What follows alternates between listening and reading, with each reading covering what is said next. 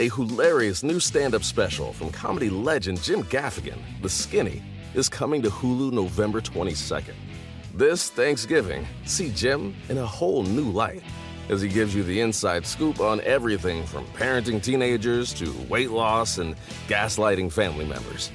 For everyone in need of a happy hour, the new hilarious stand-up special, Jim Gaffigan, The Skinny, premieres November 22nd, streaming on Hulu.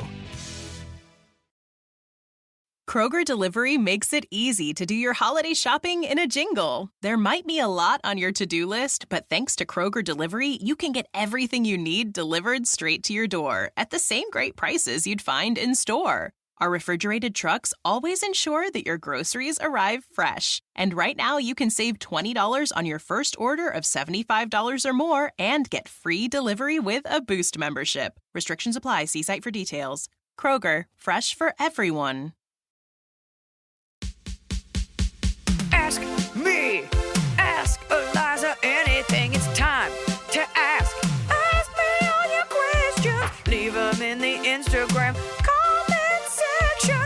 Leave them on your Twitter or leave them on your Facebook. We'll see them, we'll read them, then we'll give you answers. You know it, I've got it.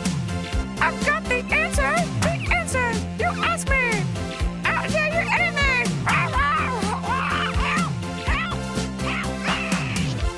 It begins sitting with me in the booth today. In the studio, it's a small booth. Is a celebrity, a podcaster, a radio host.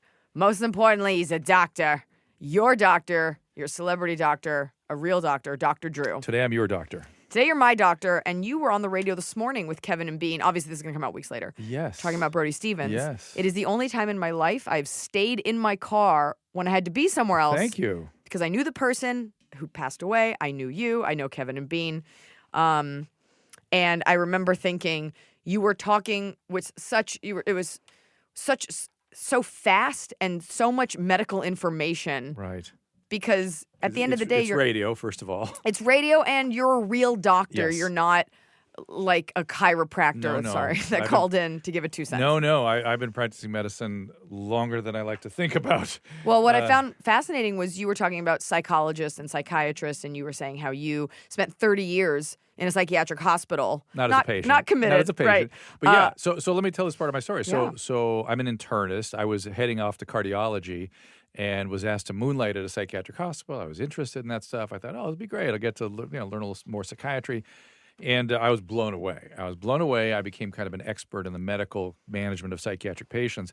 But I very quickly realized that I thought I understood psychiatry. I didn't know shit. Sure. And so I spent about 6 months like really boning up and really getting more into it. And then spent the next 30 years expanding that knowledge and sort of gaining some expertise. And what I said was that the majority of psychotropic medications these days are prescribed by primary care doctors like myself, internists, family practitioners. And I can tell you after about 6 months in the psychiatric hospital working there, I realized I didn't know anything. Right. And then 30 years later, I knew something, but I still knew if I should not be prescribing psychotropics without a psychiatric consult, that they have the training. We don't. Which is so huge. And most of them really don't. Most of my peers. Trust me, because I was that guy who thought I did, right? I had a special interest in it, and I didn't know shit. And that's one field of medicine. So you can imagine in every field, there's going to be the people that think they know and can prescribe and do. Well, it's this part, what you're going to doctors for is their judgment. The fund of knowledge sort of goes without saying. Mm-hmm. But to have had extensive experience dealing in a clinical setting, with 1,000 people with whatever your condition is, so you develop an expansive experiential big sample kind of size. It's a judgment. It's different than studying something under a microscope or in a book. You're experiencing the clinical process over and over and over again, so you can make the right call for you in that moment, just based on judgment, not fund of knowledge. And I think knowing what you don't know is the most intelligent thing of all. It is, and unfortunately, not many. I'm sure I make the mistake of thinking I know more than I do. I do all the time, yeah. But I also believe that I actually do know it all. So, well, you're close. I'm up there. Yeah. Nicoler377 asks, do you think there's a rise in anxiety/depression in our society, or are we just more aware of it now? Yes and yes. It seems everyone I know suffers from anxiety, including myself. Yeah. I think how far long do you want me to talk about this? Because it's a big topic. We could scratch the surface. Okay, I had panic and anxiety in college. I was mistreated horribly. It led to a depression because the treatment I got was so horrible. Then it led to me being interested in this stuff and also interested in adolescents and adults who used to have nobody representing them. So anyway, it was an important thing for me. But yes, there's more anxiety. I would argue that some of it is the narcissistic turn. We've all become a little more narcissistic, and narcissists. I talk about this all the time. And narcissists are not. My book on celebrity narcissism is. Plug it.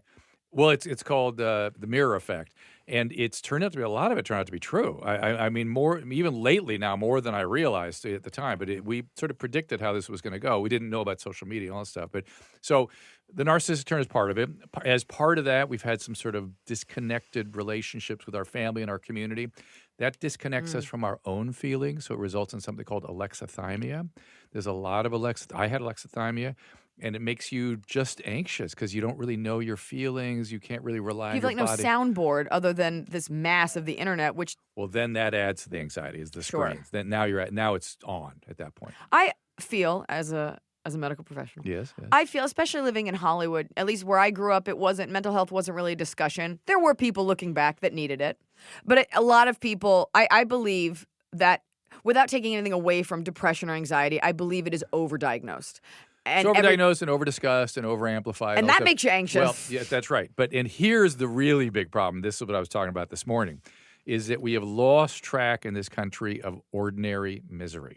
Ordinary misery. Life kind of sucks a lot of the time. It doesn't mean you have anxiety. It means there's problems, and that's normal. And you develop grit and flexibility and character. Responsiveness and character in response to that, as opposed to what our culture tends to do. It's like, well, I need a pill for this. I need a pill for that. Which is the worst thing. It was something when I came to Los Angeles, and has to do with as time goes by, and this has to do with getting older and the industry.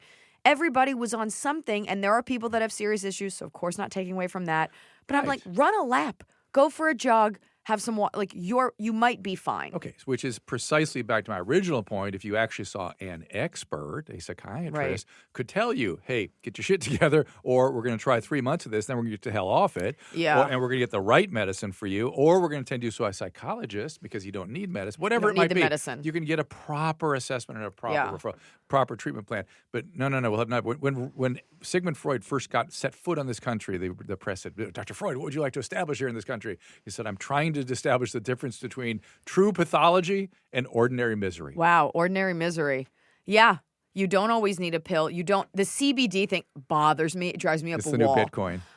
I have family that they grow marijuana for a living. I've never been a weed smoker.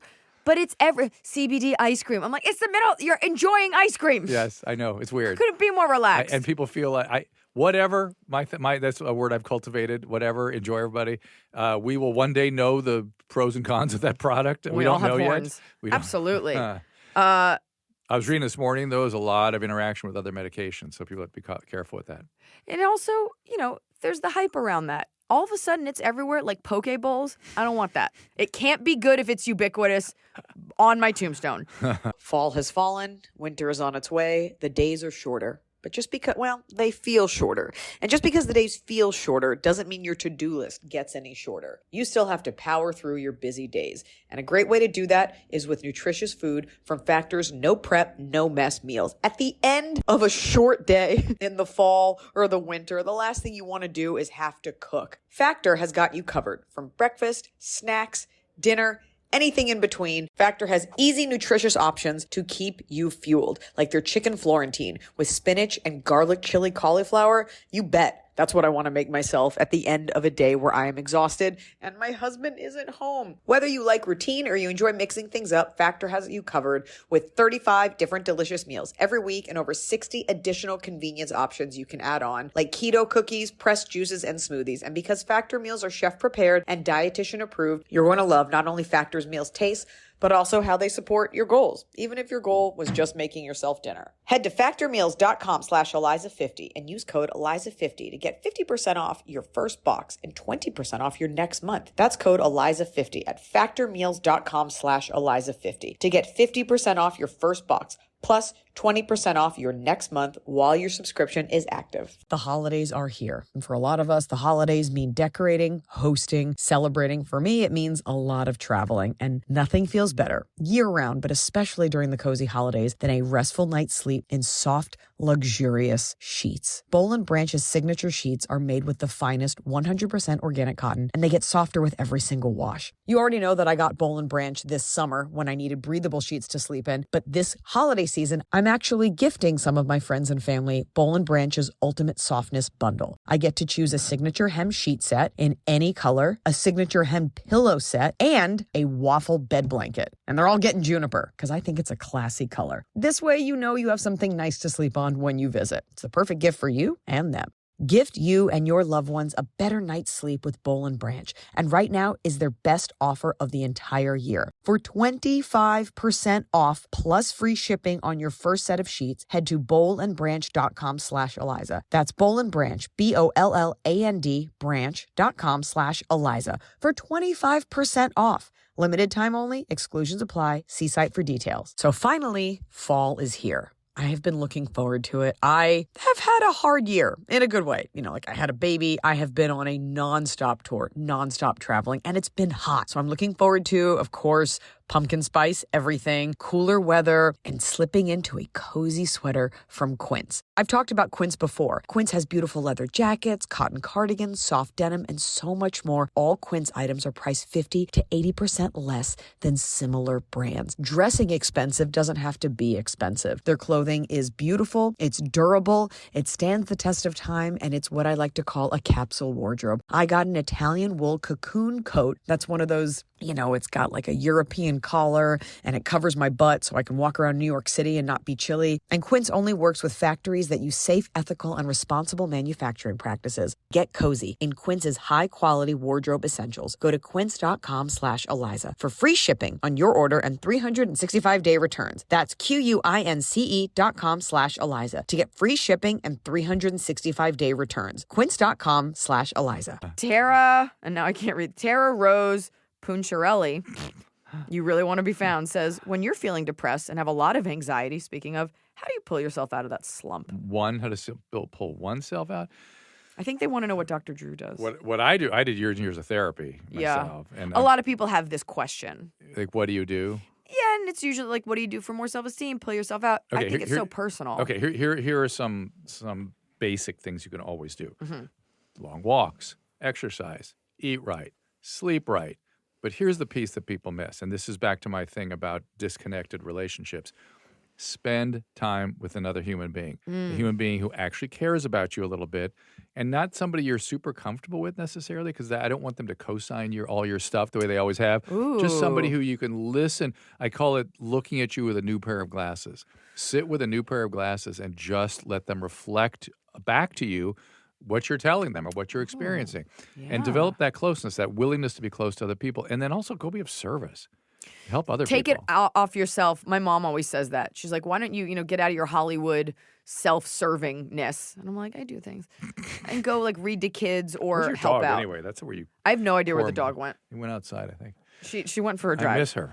I miss her. She's in there. Oh. I miss her all the time, even when I'm holding her and my mouth is on her mouth. But I do think, I don't mean to sound like a jock, but it's like working out, the endorphins and the adrenaline. Yeah. That really, you can feel it. Your body buzzes. Yes. Even if it's just for a walk. And I think it's so popular now to be like, I hate people. I only love animals. You need people.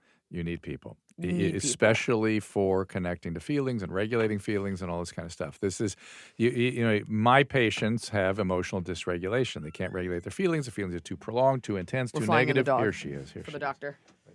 Yes. Hi. I know you smell my doggy. I know. He's enchanted Hold by on. her beauty. I'm- Yeah, get in there. Therapy dog. Oh, yeah, she's the best. She's the best. Unlicensed therapy dog. I that's the best kind. Felt this. I think she peed on me a little bit. No. I think so. That's how you I know don't think she's it was pee, excited. doctor. Yeah, I think she did.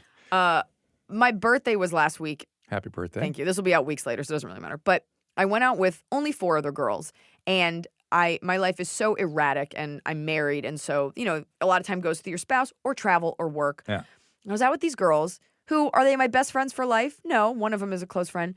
And I remember just sort of reveling in, oh, wow, this is so nice to finally be out with other women. Yes, spend time. And same sex is a good idea. Yeah, just to validate even the littlest, dumbest things in the moment. It felt so safe, and I felt so validated, and just, it was warm and nurturing. That's it, man. And I don't get it all the time because even though I'm surrounded by fans, I was like, this feels safe. It's very different. Yeah. And it begs the issue how the human develops emotional regulation normally.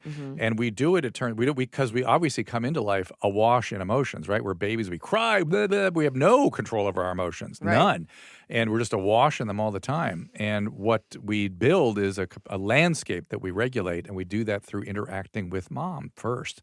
And that interaction, that attunement of mom is what gives us the capacity to identify our own feeling states and to regulate them. Oh, that's why people blame their moms so It's a very much. shorthand version of what actually happens. But you can reach up into that mechanism your entire lifespan and do it with other people.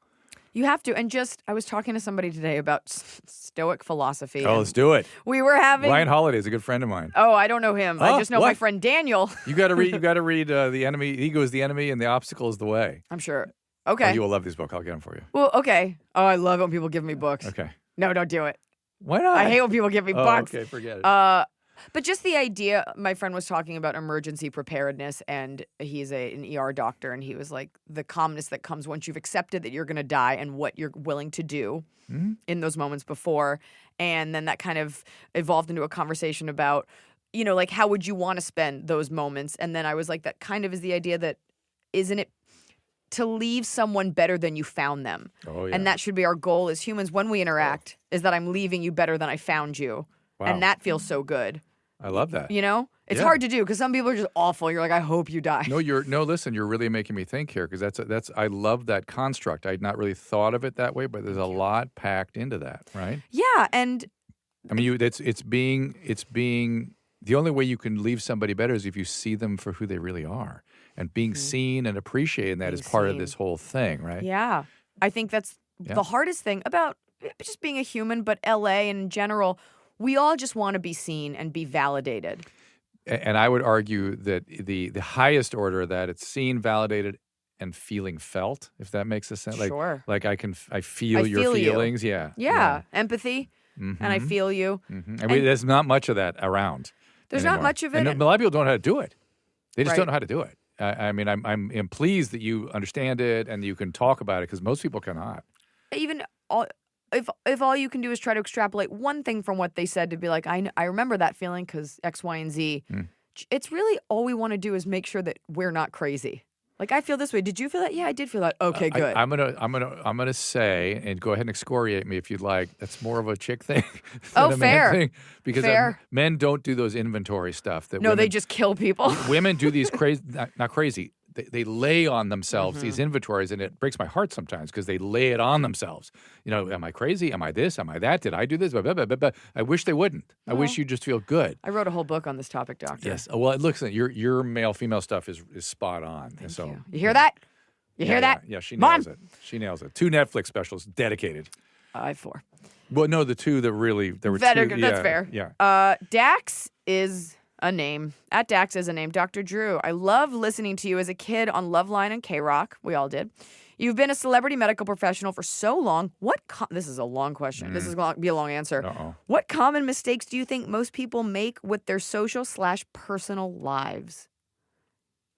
The most common thing that we have been through for the last 30 years is some version of reenacting the traumas of the past. Oh. We get into what's used to be called the repetition compulsion. And what I experience it as, we have unfinished business, we have hurt, we have dysregulation, whatever, things that injured us as children. For whatever reason, we're wired up in such a way that then becomes a template for attraction later on. So we're attracted to the same kind of people, to the same kind of places that were so traumatic for us in the first place. It's so It's weird. like a cycle of abuse. That's why people get in a cycle of abuse. Right. That's why they have bad pickers. That's why they go, why can't I ever find a nice guy? Well, he looks so different this time. It turned out to be the same guy. That's because your body, which is what creates the attraction, was a perfect instrument for repetition. Even though the guy on the outside looks different, your body knew it was the same dude. Oh, so much work to be like, well, what is it that attracts me to them and how do I fix that? So much self-reflection. and that new pair of glasses would go a long way towards it. And if you really are broke, P.M. Melody wrote a great book about this stuff. You can read about that. And if you're really still stuck, then therapy works. How about that? Yeah, that is. I just watched all the Ted Bundy documentaries. Oh, I know. I went through that too. Well, pretty intense. What was scary is I found myself identifying with him at times. In what sense? He wanted to be more than he was, and he wanted people to see him. Like, I did not. I always, you always want to be.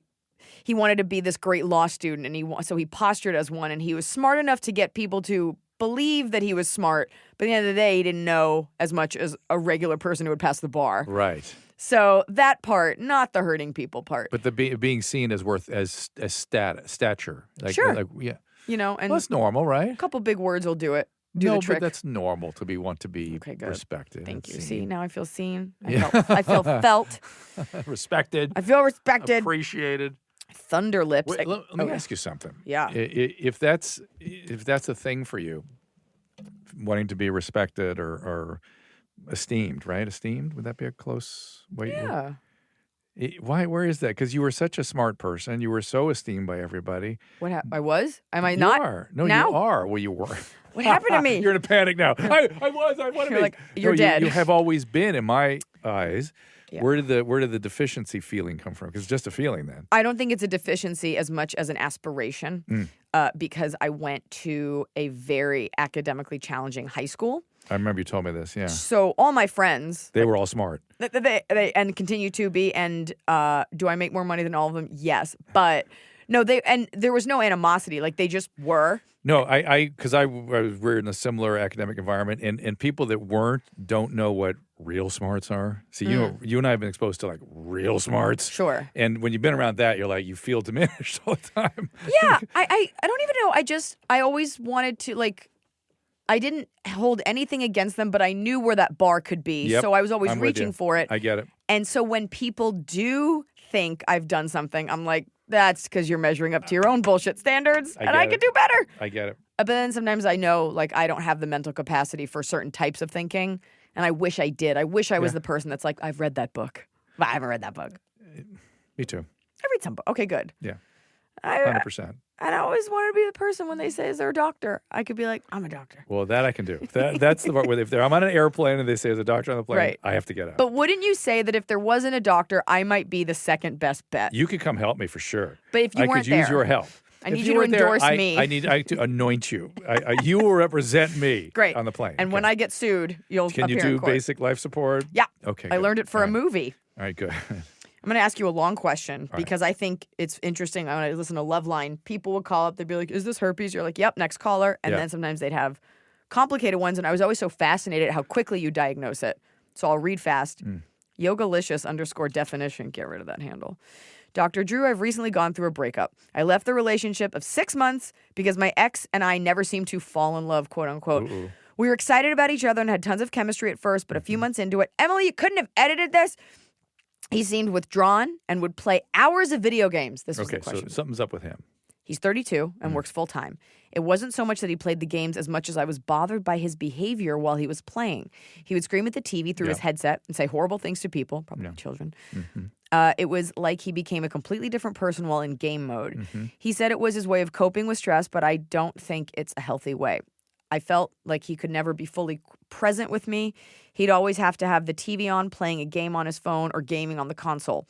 With him always distracted by technology, it becomes harder and harder to bond with him. Even after sex, he would immediately get on his phone to check sports stats. Oh, jeez. Last part. I woke up one morning to him screaming into the TV, and I snapped. I thought, I can't take this shit a second longer, and I told him I was leaving. My question is, was I right for leaving the relationship? If anyone would say Or is it linked to a otherwise. deeper issue?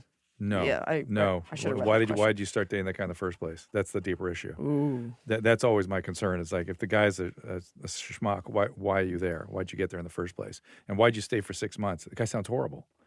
Yeah, I should have read. I started reading the question. I was like, this will be a good one because I saw a video game. Yeah, well, but it does beg an interesting issue. And I'm not saying he's horrible because he did video games. I'm saying he's horrible because he's so disconnected, that he was aggressive, and that he was shut down, and his way of dealing with emotions is to escape. He might as well have been doing a drug. Yeah. Right? And none of that sounds good to me. And it just as she sort of chronicled, it got worse the more comfortable he got. This is not a good relationship. Also, it was it's only not 6 available. months. Not available. Yeah, only 6 months. All right. Don't even waste your breath. Yes, exactly. This But guy- he wasn't available for anything. You know what I mean? You got to. People have to be available for relationships. You know what I mean? Emotionally. Oh. And if you're not available, if you're aware of the unavailability, Just to give you a place to set your bar, not that I have the perfect marriage, my husband, because I think men to an extent do a lot of sort of fabricated listening. Like you can't listen to everything. I will talk about everything. But you act like you're listening a little bit, like you're doing right now. Like you're nodding and you're smiling, but maybe you're thinking of something else. And I will, in the middle of me talking, I'll be like, hello, do you know what I mean? And he'll be like, yeah, totally. So there is, but he's present for it. I don't even care if he's absorbing it. I just need him to speak back to me. Well, I met him. Remember, I met him at the fish restaurant. I hate that place. He seems great. He seems wonderful, and I was happy for you having met him. He seems like a great guy. What? And no, I would argue that some men are entertained by women that are talky. I'm one of those guys. Yeah. My wife will just go, and I'm like, I'm so happy you're talking because I'm a much better listener than I am talker, and you're a much better talker than I am listener. You hear that, girls? Yeah. There are men that like that version of a girl. Yeah. Oh my God, that's so great. great. I could tell your husband was sort of that way. I mean, he just enjoys. He's entertained by you. He loves you. He loves to listen, and he may zone. Yeah, I mean, we're not perfect. We zone out. We just do. I mean, you can really go. I'm so into talking that I don't know if he's zoned out. And here's a little known fact: women get a reward activation, like a high from talking, and when they're adolescent, it's really intense. Like I have to talk. And boys go the other way in adolescence. They go shut down. They become stinky lumps of flesh that just can't really talk much at all. And women go reward, like they get high from talking, and that's forever. Some of that. I actively work on trying to be a better listener because everybody likes, not everybody, to hear themselves talk, and I really try. It's a little psychotic. People will say, like, how was your day? And I have to pinch myself to be like, now ask them how their day was. Because in my head, I'm like, they're so interested in my answer. We are. I'm not interested in how their day was. Keep people around you that are interested in you. That's good. That's all right. You're an interesting person. That's the good news. And so that is good. Yeah. So I have to reciprocate, though. Well, yeah, but if you know what I mean? It's like if people that want to be around you and are entertained by you and like you, and what the hell's wrong with that? Different one of your answer. This is another question. Once in a while, give them a little something back, but you have to every time. This is another question about video games, but I don't want to ask it because I feel like if it's an addiction to a video game, I feel like you kind of covered it. Don't you think if somebody's really addicted to video games, it's similar to the answer you just gave? Well, I didn't flush out my answer entirely. Okay. So let me put a little more on it, which is, while video game addiction is thought of as a real thing, in almost every case I've ever seen, where indeed they're out of control with it. I mean, to use the addiction sort of model is okay with me, but every single one I've ever seen has an underlying psychiatric problem. And unlike every other form of addiction I know, when you treat the underlying psychiatric issue, the gaming stuff settles down. Is it different? Like there's first-person shooter games and then there's like Candy Crush, or is it all just the same?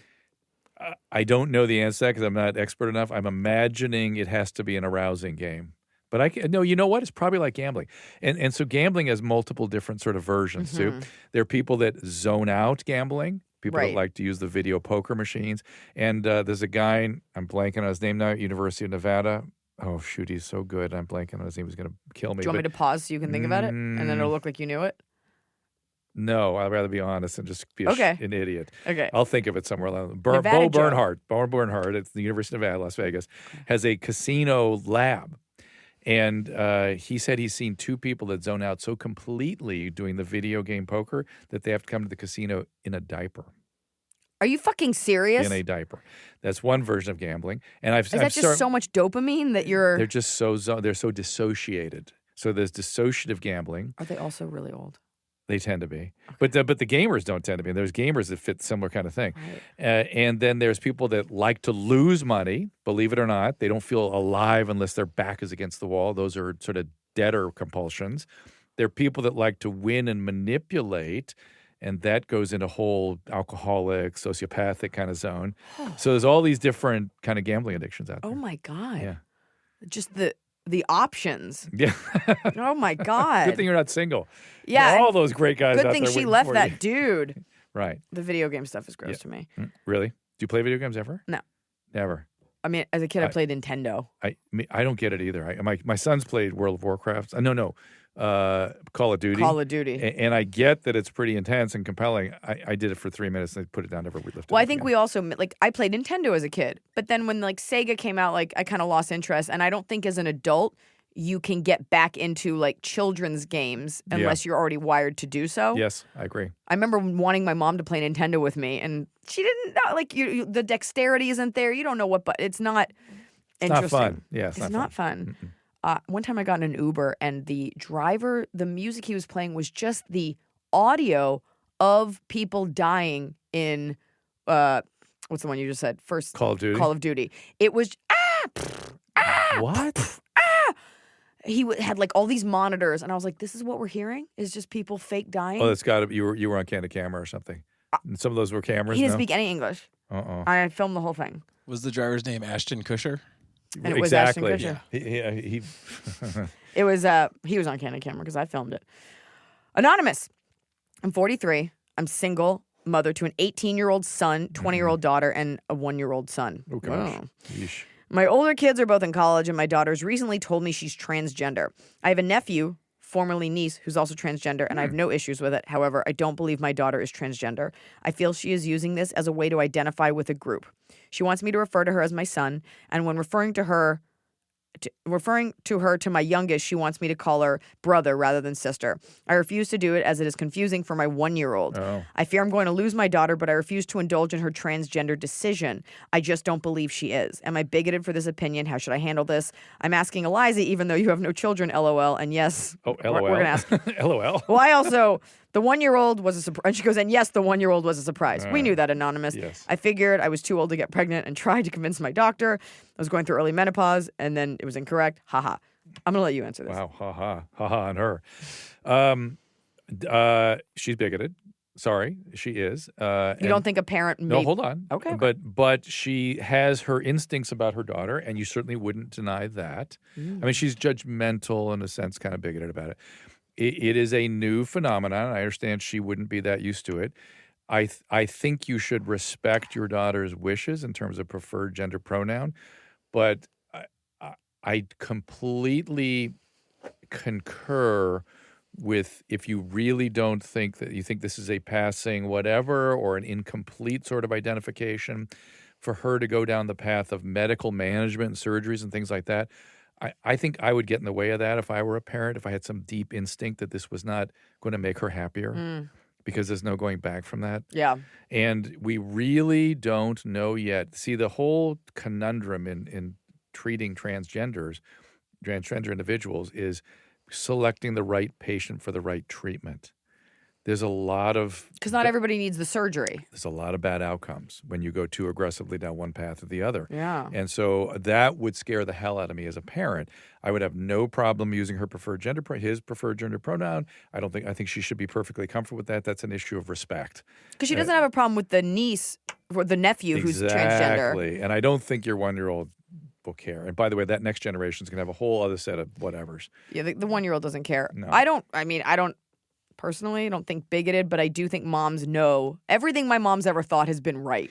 Right, which is why I would Just give it a beat.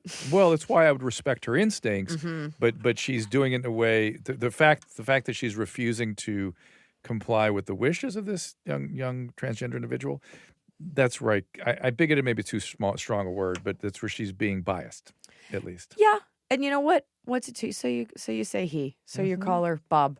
And then if she changes her mind, it's like a phase. If it is a phase, it's a phase. Or it isn't, whatever. And it's not yeah. your business. She has asked for you to do something out of respect. You should do it. And if you love her. And if she wants to... And also, I think people are going around changing their private parts in like a back alley. You have to go through, like in Canada, the government will pay for surgeries after you've undergone psychiatric evaluation, even for bariatric surgery over there because they're paying for it. It is a long, arduous process to get for people to clear that. And I have several transgender friends, and they always look at me going, it's like, would I go through all this? What would I go through this for? Are you kidding? Yeah. Unless this was something profoundly important to me. This is not what I wanted, This or how was not fun. Yeah, it's My heart always breaks for them for that. I know what it feels to wake up and be uncomfortable because you're like 2 pounds overweight. Imagine your whole life feeling like this was a mistake, this is wrong. Well, you know who said that more vividly than anybody? I heard Cher talking about Chaz Bono one time. She said, oh my God, I love being a woman so much. I could just imagine if I hated it. How horrible would that be? You look at your body, you're like, and the only way to feel better is through medication, psychiatric counseling, and a surgery. Like, what a journey. Who would pick that for fun? So don't be an asshole, people. So that's the answer for that one. And I'm sure, and I apologize if, the middle-aged white male misspoke in some way, and sort of please educate me. Hit it on the head. I'm happy to be educated. So, as a almost middle-aged white female, I don't think you misspoke. Well, it's amazing the landmines that are out there that you can miss. You were very specific with your words. I watched that, and you did the best you could, and that's I did the best I could, exactly, and I meant everything I said. So. Of course, I've noticed that, at least since I've had my babies, that I smell differently when I sweat. Maybe I'm just like getting older. I don't know, but I smell differently. And I don't love that. If I'm on set or if I'm on stage or if I'm doing anything like functioning in public and I don't want sweat stains or to be aware of my stinky, stinky pits, that's when I turn to Lumi whole body deodorant because it keeps me smelling fresh all day. Lumi is seriously safe to use anywhere on your body. Pits, under boobs, right ladies, thigh folds, belly buttons, butt cracks, your feet. It's clinically proven to block odor all day and control odor for up to 72 hours. How? Well, unlike certain traditional deodorants that may try to mask odor with a fragrance, Lumi is formulated and powered by mandelic acid to stop odor before it starts. Lumi's starter pack is perfect for new customers. It comes with a solid stick deodorant, cream tube deodorant, 2 free products of your choice like mini body wash or deodorant wipes, and free shipping. As a special offer for listeners, new customers get 15% off all Lumi products with our exclusive code. If you combine the 15% off with the already discounted starter pack, that equals over 40% off the starter pack. Use code Iliza for 15% off your first purchase at LumiDeodorant.com. That's code Iliza at LumiDeodorant.com. A hilarious new stand-up special from comedy legend Jim Gaffigan, The Skinny, is coming to Hulu November 22nd.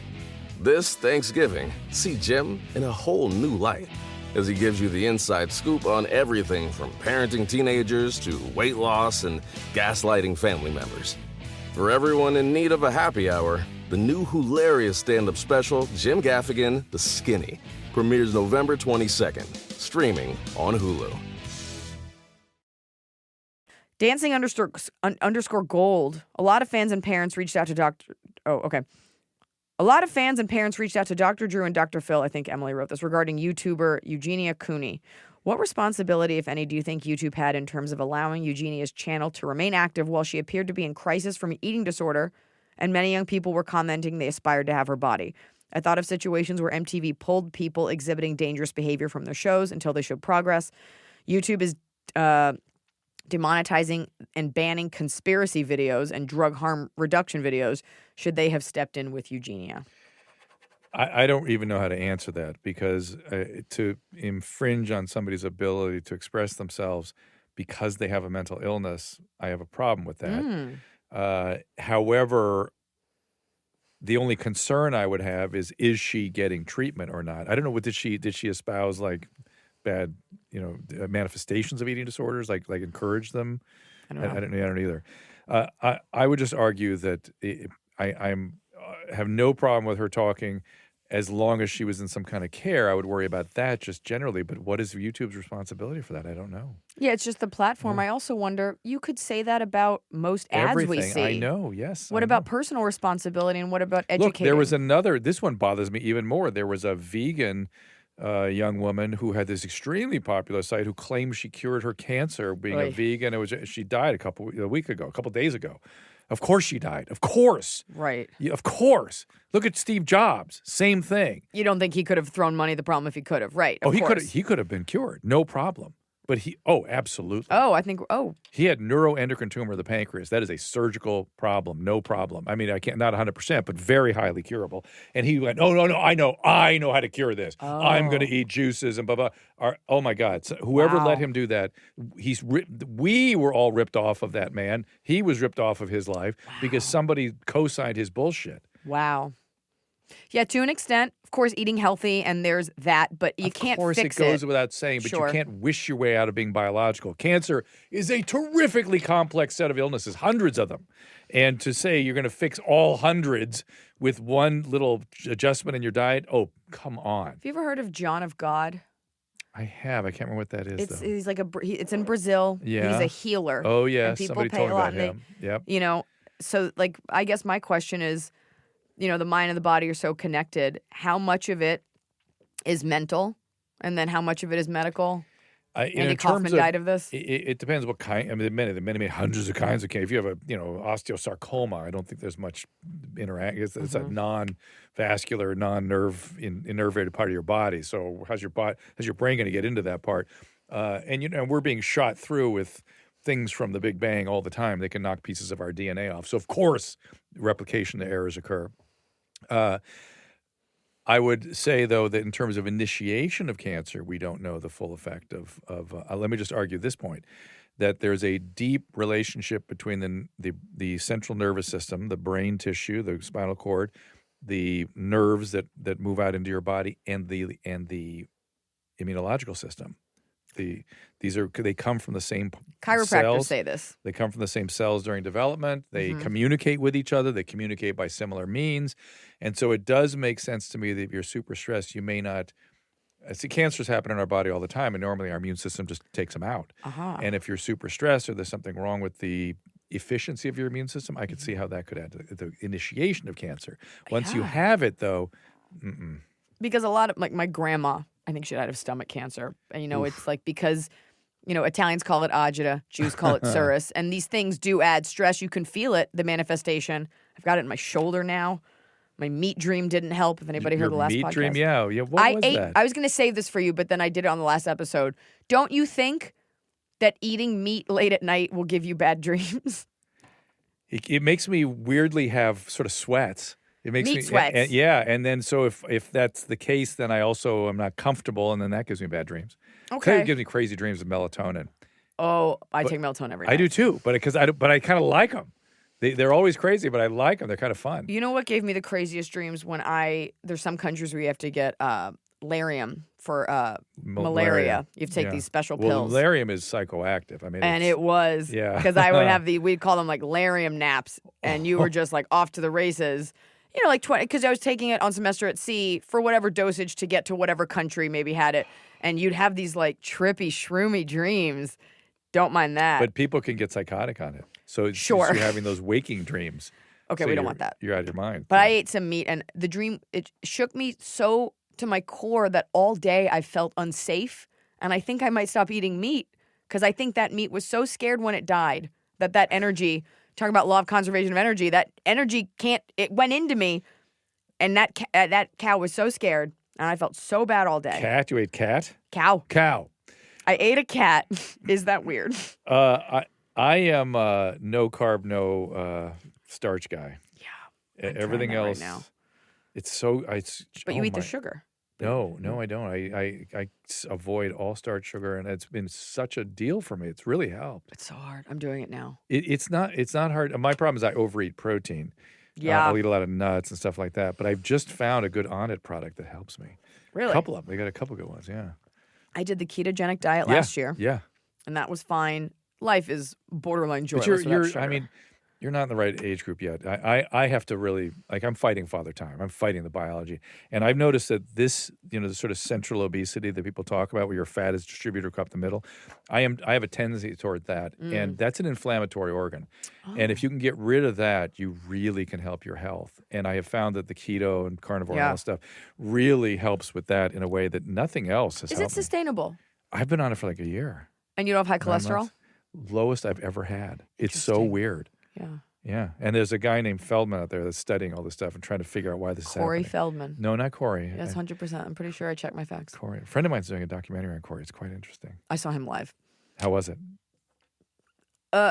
Sweet, a little heartbreaking, but he seems like not a bad person. He is not. And He's you a can very tell nice- he he's a has nice dude. well-meaning intentions. Yes. So he's a little messed up, as anyone would be living in Hollywood. Yes. But there's a purity to him that I see. So you kind of don't want to make fun because you're like, he's not hurting anyone. No, he's not. He means So- well. Yeah, he's not an asshole. That's what I would say to him. Anonymous. Hey, get him in here. All right, let's Poke get at him. Emily. He'll come. Call him up He'll because come. I'm saying nice things about him. Anonymous. Hi, Eliza. Question for Ask Eliza Anything. I was friends on Facebook with a girl from high school who I think shares similar political views to me. She recently posted an article about New York's abortion laws that contained very misleading information. I commented what I thought was concise, objective response, just to point out that the article came from a right-wing news source and was skewing some of the facts. After, she blocked me on Facebook and Instagram. I hate that. I DM'd her to apologize if I upset her, and it wasn't my intention, but she said that she would have privately messaged the person. Am I in the wrong for publicly calling her out on her public misleading post, or should I have messaged her directly so she could take down the post quietly? No, I think having a response publicly is fine as long as you weren't aggressive. I think the public discourse is so bad. What do you think about it? I mean, I don't know what I'm upset about it all the time. It's okay. So I post not a lot because I don't want to inundate people, but I'll post things about the environment, little things you can do because it's such an ongoing education. And I will say one thing and people will be like, well, but this product you're using, this also poisons the ocean. And I'm like, so therefore, since we can't do everything, we should do nothing. You're a nihilist. You're a piece of shit. She posted it on a public platform. I do think a lot of times people like to point out things as a way of taking you down a peg. It's malignant envy. Yeah. It's all malignant envy. And you're absolutely correct. And so you said you're thinking a lot about narcissism these days. That's what this all is about, right? This narcissistic turn. I got to tell you, when I first worked, we mentioned at the beginning of our conversation about the psychiatric hospital in the 80s when I was there. And when I first got there, there was there's a form back in the day that the psychiatrist would fill out, the attending doctor. I think called the Axis form. The Axis 1 was all the major psychiatric illnesses, mood disturbances, bipolar, that kind of stuff. Axis 2 was the personality disorders, and there was an attempt to get rid of that. We still kind of do that. And Axis 2 has different groupings of personality disorders, but when I first got to the psychiatric hospital in 84, 85, there was all kinds of different personality disorders: dependent disorder, obsessive compulsive disorder, paranoid disorder. Epstein-Barr? No, personality disorder. Okay, I don't know. It's just like an 80s thing. No, yeah. Well, I saw tons of that, of psychiatrists insisting that they were treating some chronic viral illness when they were treating essentially what was fibromyalgia. And they would give them magnesium infusions and iron. It was the craziest thing I ever saw. That was psychiatrists trying to be, that's like primary care guys trying to be psychiatrists is not a good thing. Right. But point is that I noticed as the 80s concluded, all the different kinds of personality disorders started to distill down to essentially 3. And by the 90s, you never saw anything else except borderline, narcissist, and sociopath. That's it. Wow. Everybody. And that's the narcissistic turn. And I would argue we've all got some of the residual of all that. Yeah. That we all have narcissistic features.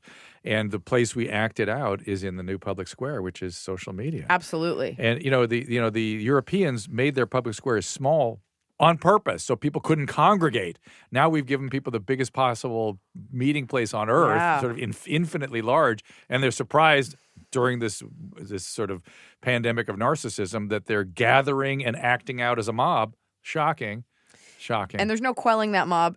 But with feminism and with women, so often you post things and I feel other women are like, but you said this one thing one time, therefore. And I'm like, so therefore my entire character goes out the window because you're hoping to knock me off this pedestal that you perceive me to be on. Right. And we will then uphold you as the queen.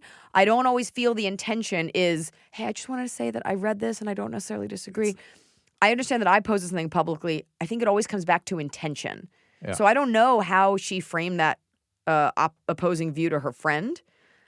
Your friend's obviously a crazy person, but I also don't know if you were like pitchfork, hellfire and brimstone coming at her. Exactly. So if she was aggressive in the post, then people respond emotionally in kind. Because I do find people, when you write something from a good place, Thoughtful. people tend to be like, you know what? I didn't think of that. Thanks. Oh, I have a daily radio show, and the call-ins go from ridiculous, crazy, not even making sense, just pure emotion, to people who come with really thoughtful ideas. I'm like, oh, thank you. Of course I want thoughtful discourse. We It's just a lost track of discussion.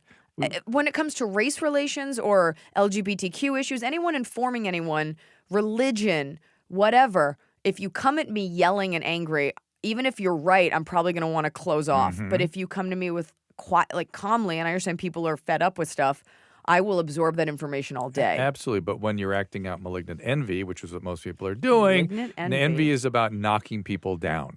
And it's a very serious That's what it liability of is. narcissism. Speaking of what? Malignant envy. I was just going to tie it into a next question. A guy named Robert Greene wrote a book called The Laws of Human Nature, and he talks a lot about that there. It's good. Write it down, Emily. Yeah. I'm going to be the girl that read that book. Or you can interview him. He'd come in. Okay, it's really hard to get people to come in here. Really? I don't know. It's just like it's a whole thing. I don't It's go a on thing, anyone's it's a thing. podcast. No, we turn a lot of people away. They're at the Yeah. doors. I noticed there was a line downstairs. I didn't know it was for you. But Please. Lacey Huevos. I work in a very male-dominated workplace, and since I've started 2 years ago, I feel like I have made many friends. This is great, but I am a married woman getting messages by 3 to 4 different male coworkers that vary from friendly hello to, all right, that's inappropriate. I feel like my friendliness with these coworkers gets mistaken for flirtation. Right. I feel like you're right. Yes. I make a point to talk about my husband often around the workplace, but some of these guys are incessant. How should I proceed? Well, let's you and I work on this one together because this is really interesting. I was talking to somebody else. I can't remember who the other day, and she was talking about her coworkers, and she goes, they talk about sex a lot, the males. They just talk about it all the time. It's like, yeah, that's all they're thinking about all the time. True. And if you give them any sort of a foot in the door, Even just smiling. It's I'm- true. If you're not really firm, now if you want that, see, women sometimes kind of like the back and forth, and men are very poor at gauging where the boundaries are for the flirtation. Yeah. Even with the Me Too movement in the workplace and everything, they just so easily just roll on down the hill where they're starting to talk about stuff that no, and it's really, I'm sorry, you either stop it at the foot in the door. Or you have to get prepared to sort of tell them where your boundary is. And Yeah, listen, which is uncomfortable. it's uncomfortable. They're fine. They're big boys. They know. Also, like, they get over know. it. They'll be fine. They know. They know they're trying, pulling something. Well, I think also what she is suffering from, as women, we are put upon that we need to consider other people's feelings. They're not considering yours when they make No. a dick joke. No, that's right. And it's hard to deprogram because we want to be liked. We don't want to get in trouble. We don't make it weird. I get that, and you can still, believe me, you can do that and not have to tolerate all this BS. You just got, it's very simple. All you have to say is, I will never and I have never cheated on my husband, so I don't know why we're going down this path. Well, then he'll be like, you're an ugly bitch anyway. I didn't want you in the first place. Well, if that's the guy, You're right. why are you talking to him? Well, that's my other thing is we don't have the context. I don't know what kind of work this is. Right. Part of It's me a is strip like, club. Why? Anyway, Yeah. Part of me is like, why do they have your number? Is it Yeah. a group project? Yes, I why work, do they have your number? It's a good question. That's another boundary issue, right? and so I don't know what kind of job Yep. it is. But then I think of all the lovely men in my life, like Scott, our sound engineer, would never say something. He just wouldn't. Most my male friends wouldn't. We don't make jokes like that. They might with their other guy friends, but there are so many men that just don't do that. Or if they do it, they sort of intuitively understand the boundaries around it. Right? Yeah, or specifically with me, I do believe you teach people how to treat you. And I do believe you've just got to not give a fuck if it offends them back, that you're like, that's disgusting. I'm not into Yeah, that would be ideal. Unfortunately, as you had pointed out, most women do a lot of inventory of themselves, and I don't want to hurt their feelings, and poor guy. protect yourself. It's all right. Also, it's okay. you know what is a great power move? Don't write back. Yeah, you don't have to. I had this happen once with a comic who, oh my God, I don't remember what I did. I went out to the movie. I went out with a male comic friend or something, and this comic who I was friendly with had never been attracted to him or anything. I'm friends with a lot of men, so it doesn't occur to me like, oh, but I'm sure it did to him. They all are thinking something, and Maybe. they have to shut it down. And they do. And Yeah. so I went out with a friend, and he sent me a text, and he was like, so when are we going to go out? And I chose to ignore it, hoping that if I did, he would get the message. And he, 24 hours later, was like, hello, are you going to answer me? Oh.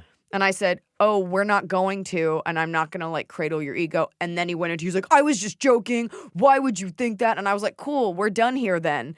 And I even, years later, tried to be like, hey, man, water under the bridge. He's like, but I did nothing wrong. I'm like, go fuck yourself. I work, you don't. We're done here.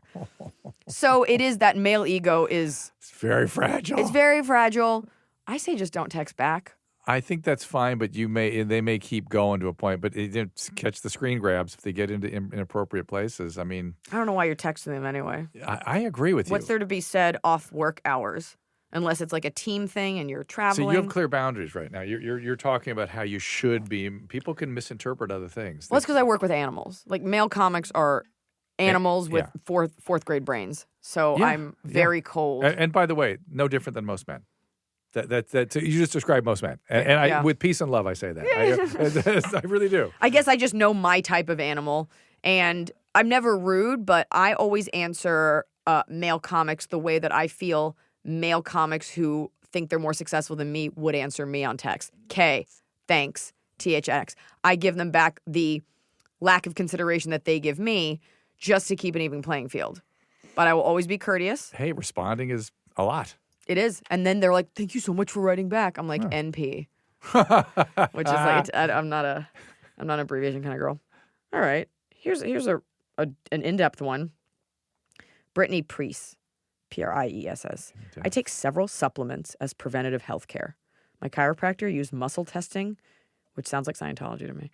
My chiropractor used muscle testing to advise which supplements to get. I have two questions. One, do you think this is voodoo and I wasted my money? Two, if my body tends to respond better to plant-based supplements, is it a sign I should go vegetarian? If this is a young, healthy adult, she does not need supplements. There you go. Period. Yeah, her name's Brittany, so she's young. Yeah, eat properly, balanced diet. I think it's bullshit, too. Young, youthful, otherwise healthy adults do not need supplements. Yeah.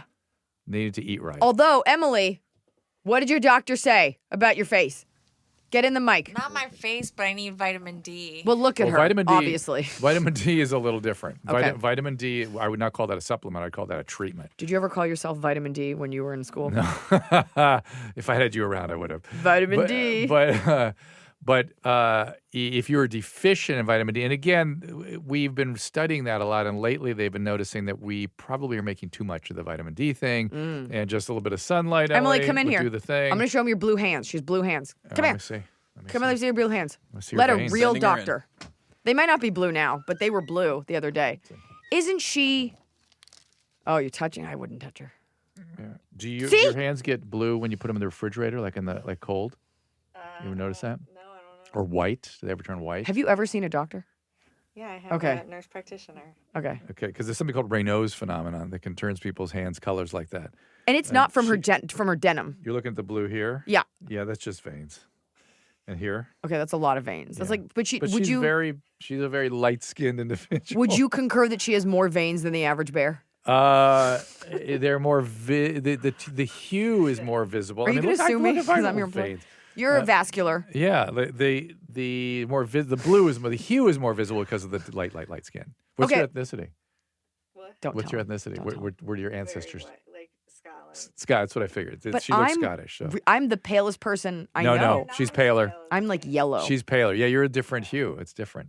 Okay, Yeah. fine. I She guess is you're fine. white. You are white. Yeah. I'm very white, and I'm healthy. Great. Yeah. I don't good for think- you. What You may have Raynaud's. We'll see. Yeah, you might have terminal Raynaud's syndrome. Okay. Because I was looking at her hands and I was like, something's wrong. Because I'm pretty fair skinned, but next to her, I look It's so like funny a how Brazilian I would goddess. describe you as a light white skinned person, but she's white. You're not white compared to her. That's why I keep her You're- around. So I'm like okay in a dress. I'm like, my legs aren't that white. Sorry, Emily. Baby soft skin. She's like, it's okay. She does have baby soft skin. She just put up a little blue thumb to give me a thumbs up. We'll do one more. She does have very soft skin. Yep. It's weird. I'm married to a man with severe depression and PTSD. Oh boy. He's a veteran and his depression is so bad now that he hasn't been going to work. My income will not keep us afloat and he refuses to get help. We've only been married a year, and while I've known about his depression, it's now caused a huge issue in our marriage. If he keeps calling into work, he'll get fired. If he gets fired, we'll lose everything. I work and I go to school, and there's nothing more I can contribute.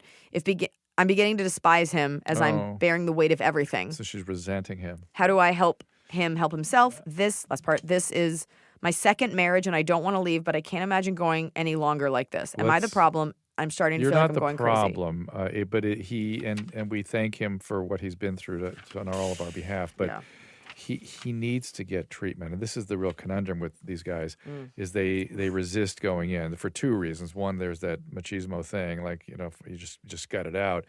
And the other thing is, on some level, they're fearful they're going to have to revivify their traumas, which they don't. That's not. If they need to, they might be asked to do some of that. But for the most part, it's about just connecting with guys in a group that can relate. Yeah, that understand, because that's part of the disconnect. People, when they come back from those intense experiences, they feel like no one can. This doesn't matter anymore. But those guys get it.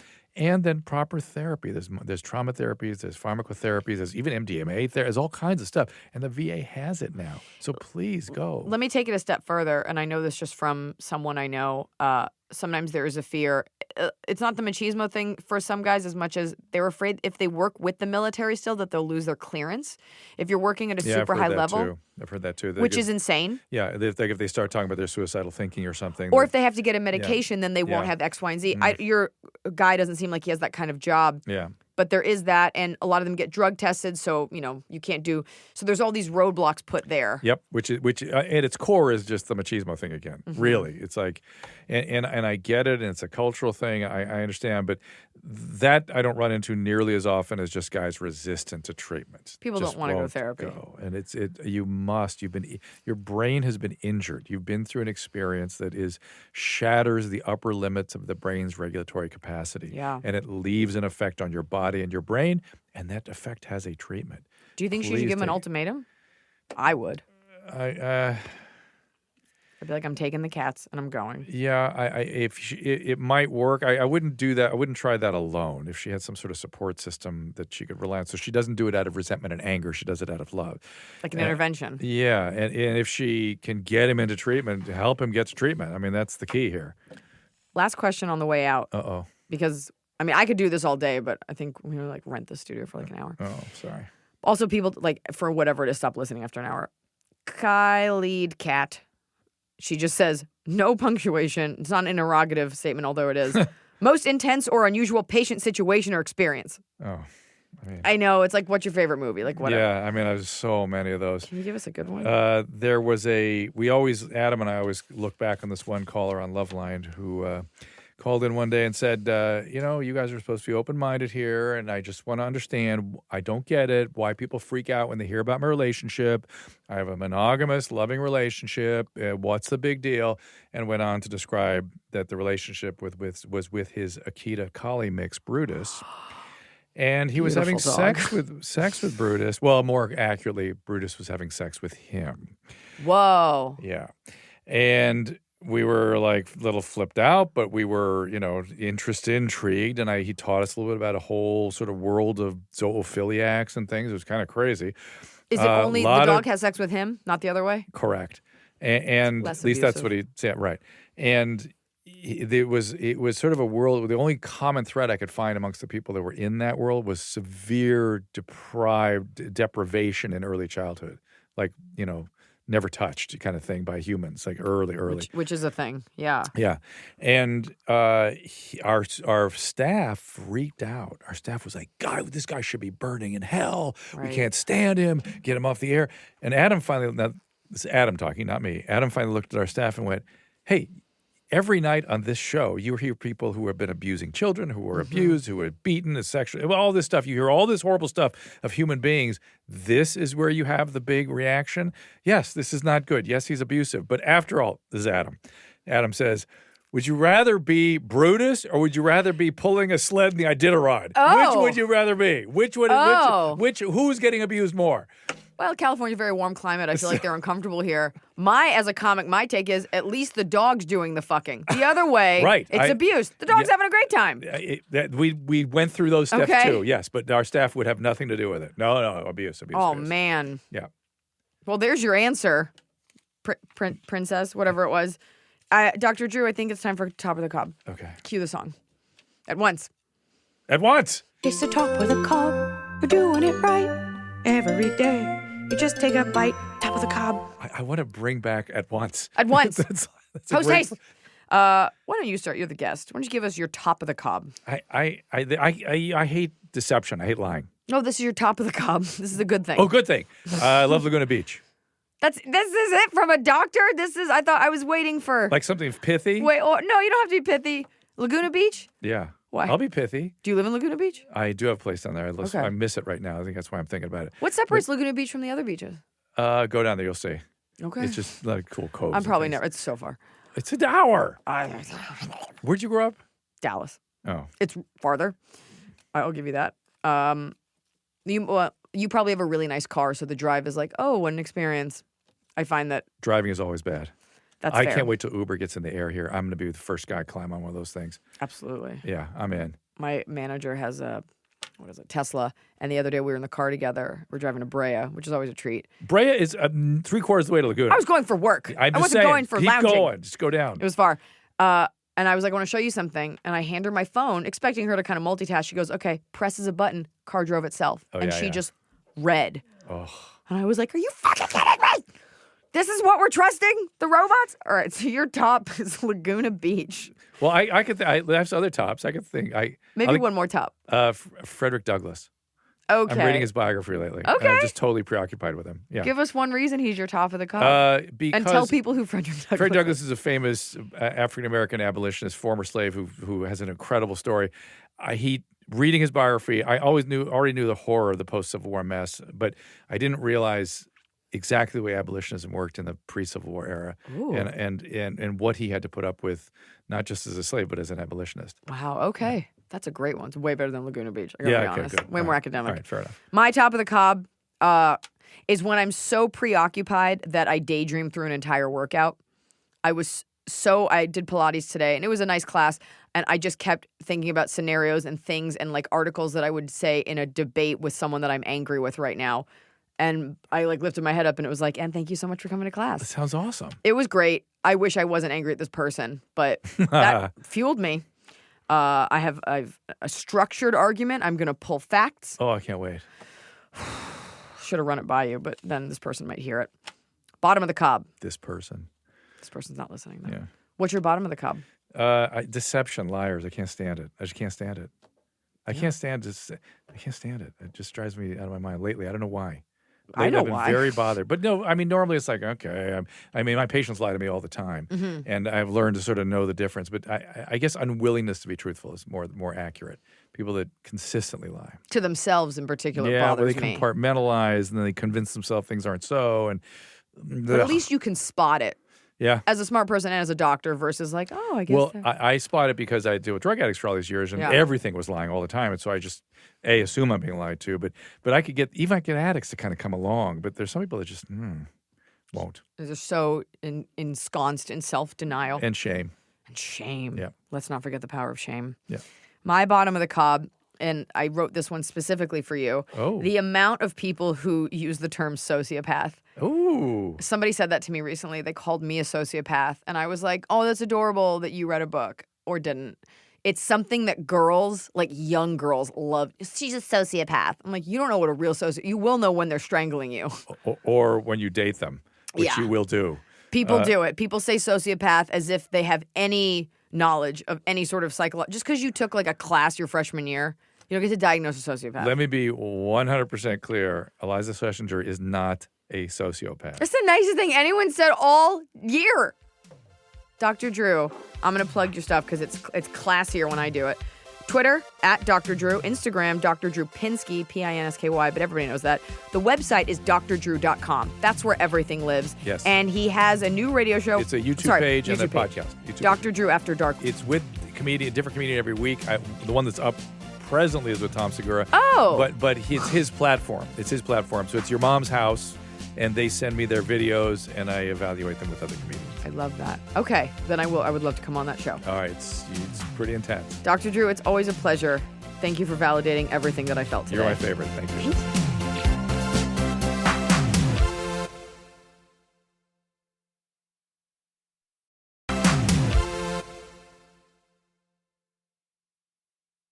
When you share your food, you share your heart. So what's on your table this holiday season? Save on your festive feast at Kroger with delicious deals on all the holiday classics. Or wow the crowd with something new, like a quinoa stuffed butternut squash. It's sure to add a pop of color to your spread. How about a sweet potato casserole with a crunchy oat streusel topping? Made with care for the sweet tooth and the savory tooth. With Kroger, fill your table with love and watch as your guests' hearts get as full as their bellies. Kroger, fresh for everyone. It's time to have your high five moment with High Five Casino, the top social casino where the action and real prizes never stop. Fun spins and big wins are right at your fingertips with over 1,000 games, including High Five Casino exclusives. High Five Casino is always free to play with free coins given out every 4 hours. Sign up today and get free welcome coins you can spin for a chance at cash prizes. Visit highfivecasino.com. High Five Casino. No purchase necessary. Void where prohibited by law. Must be 21 years or older. Terms and conditions apply.